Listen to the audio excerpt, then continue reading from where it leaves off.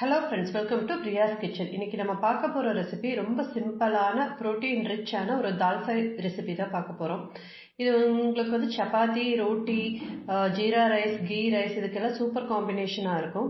நாங்க டீனேஜ்ல first try பண்ண ரெசிபியே இந்த தால் ஃப்ரை தான். செம டேஸ்டா இருக்கும், ட்ரை பண்ணி பாருங்க. இப்போ இது என்னோட ஸ்டைல எப்படி பண்ணலான்னு பார்க்கலாமா?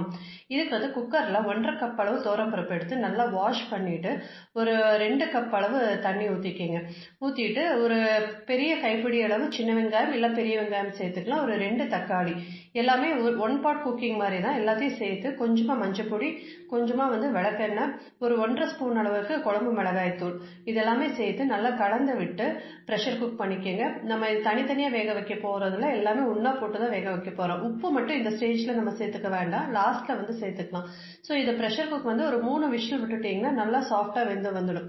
அதுக்குள்ள நமக்கு தடக்காக்கு என்னென்ன வந்து அரைக்கணும்னு சொல்லிடுறேன். ஒரு 1.5 ஸ்பூன் அளவு சீரகம், ஒரு 2 பட்டை, ஒரு 2 ஏலக்காய், ஒரு 4 கிராம்பு, அப்புறம் ஒரு நல்ல ஒரு பெரிய கைப்பிடி அளவு பூண்டு. இந்த தால் ஃப்ரை ஃபிளேவரே வந்து இந்த பூண்டு தான். ஸோ ஒரு பெரிய கைப்பிடி அளவு பூண்டு போட்டு கொஞ்சம் கொரன்னு வந்து அரைச்சிக்கங்க. இப்போ வந்து ப்ரெஷர் குக் பண்ண தாலை வந்து எடுத்து நல்லா வந்து மசிச்சுக்கங்க.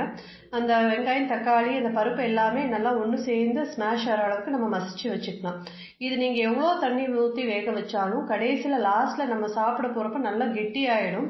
ஸோ நம்ம இப்போ தேவையான அளவு உப்பு போட்டுட்டு கொஞ்சம் சுடு தண்ணி வந்து நல்லா பாயில் பண்ணி இது கூட வந்து நம்ம சேர்த்துக்கலாம். நம்ம தால் வந்து எந்த கன்சிஸ்டன்சில இருக்கணுமோ அந்த அளவுக்கு நீங்க தண்ணி ஊற்றி நல்லா கலந்து விட்டு ஒரு பாயில் நல்லா பண்ணிக்கிங்க. அதை பாயில் ஆகிற ஸ்டேஜ்ல நம்ம இதுக்கு தாளிப்பை வந்து நம்ம கொடுத்துக்கலாம். ஒரு கடாயில வந்து ஒரு 2 ஸ்பூன் அளவு ஆயில் சேர்த்துக்கலாம். நீங்க இது நெய்ல தாளிச்சீங்கன்னா இன்னும் சூப்பரா இருக்கும். இது இப்போ வந்து எண்ணெயை சேர்த்துட்டு ஒரு 4 காஷ்மீரி மிளகா போட்டுட்டு நம்ம ஆல்ரெடி க்ரஷ் பண்ணி வச்சிருக்கோம் இல்லையா இந்த ஸ்பைசஸ், இது எல்லாத்தையும் போட்டு நல்லா ப்ரௌனா வந்து வறுத்துக்கங்க. நம்ம கொஞ்சம் லேசா வறுக்காம அது அந்த ஸ்பைசஸ் எல்லாமே நல்லா ப்ரௌனிஷா ஆகிற அளவுக்கு வறுத்துக்கிட்டீங்கன்னா அந்த ஃபிளேவர் தான் நம்ம தாலுக்கு வந்து சூப்பரா ஒரு அரோமா வந்து கொடுக்கும். நல்லா இது ப்ரௌனா வறுத்துட்டு அந்த தால் கூட சேர்த்து ஒரு கொதி வந்ததுக்கு அப்புறம் நீங்க ஆஃப் பண்ணிட்டு கார்னிஷிங்க்கு வேணா நீங்க கொத்தமல்லி தழை தூவிக்கலாம், இல்லைன்னா அப்படியே வந்தாலும் சர்வ் பண்ணிக்கலாம். இதை வந்து நீங்க சப்பாத்தி கூட, ரைஸ் கூட, கீ ரைஸ் கூட எல்லாம் வச்சு சாப்பிட்டு பாருங்க, சூப்பர் டேஸ்டா இருக்கும். இந்த ரெசிபியை வந்து ட்ரை பண்ணி பார்த்துட்டு எப்படி இருந்ததுன்னு சொல்லுங்க. இந்த வீடியோ உங்களுக்கு பிடிச்சிருந்தா லைக் பண்ணுங்க, ஷேர் பண்ணுங்க, சப்ஸ்கிரைப் பண்ணுங்க. தேங்க்யூ.